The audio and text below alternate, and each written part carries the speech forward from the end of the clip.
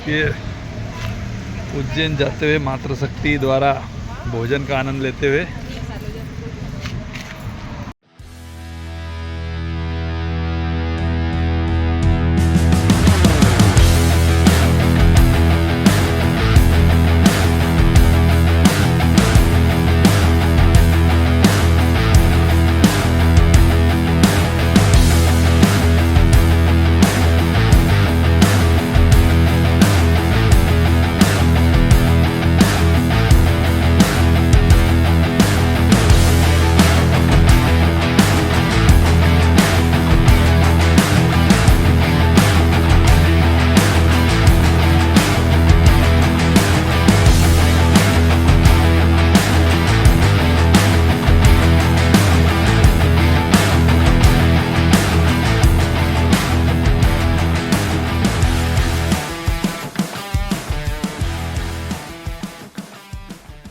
No news only views.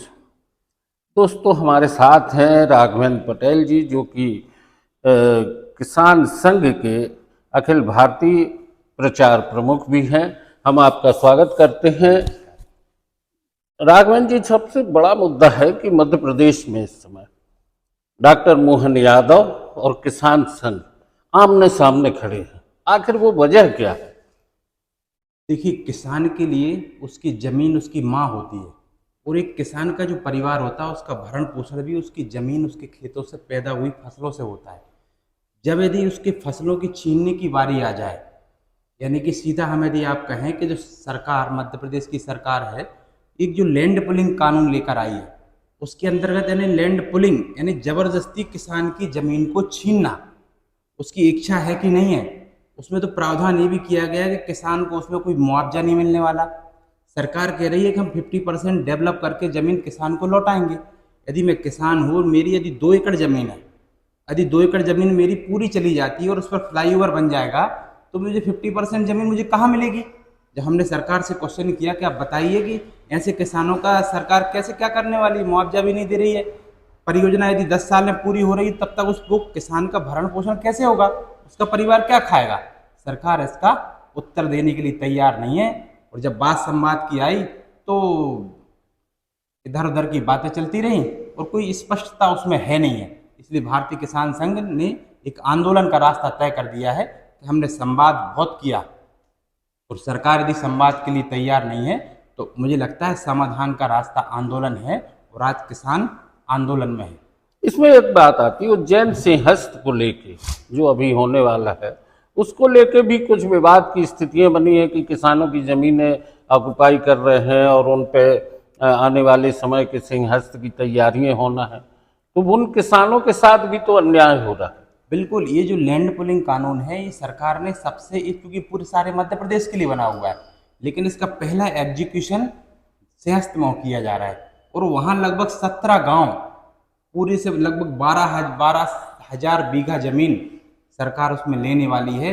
और उन 17 गांवों के किसानों को जोर जबरदस्ती, यहाँ तक कहीं कि आज मुझे मीडिया में कहने का गुरेज नहीं है कि सरकार ने उन किसानों के परिवारों को इतनी यातना दी है कि रात में 12 बजे 2 बजे उनको घर से उठा लिया है, जिन किसानों ने विरोध किया है, और उन्होंने जेल में डाल दिया है, उनको खाना नसीब नहीं हुआ है। मुझे लगता है सरकार निर्दयता के रास्ते पर है और इस तरीके से वो जमीनों को छीनना चाह रही है।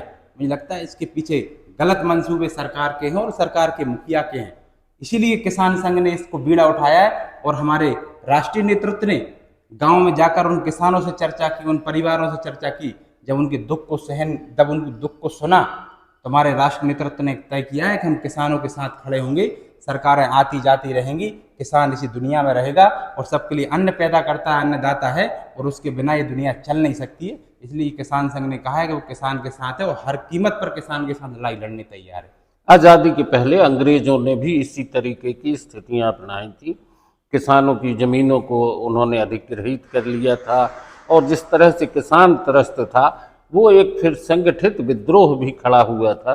तो आज फिर ये स्थितियां सामने हैं मध्य प्रदेश में खासकर। अगली आपकी लड़ाई क्या होगी? किस तरीके से आप इनको मोहन यादव सरकार से आमना सामना करेंगे? अब अभी हाल ही में हमारे जो राष्ट्रीय संगठन मंत्री हैं उन गांवों के बीच में, उन किसानों के बीच में गए और उन्होंने कहा कि हर परिस्थिति में किसानों के साथ भारतीय किसान संघ खड़ा है।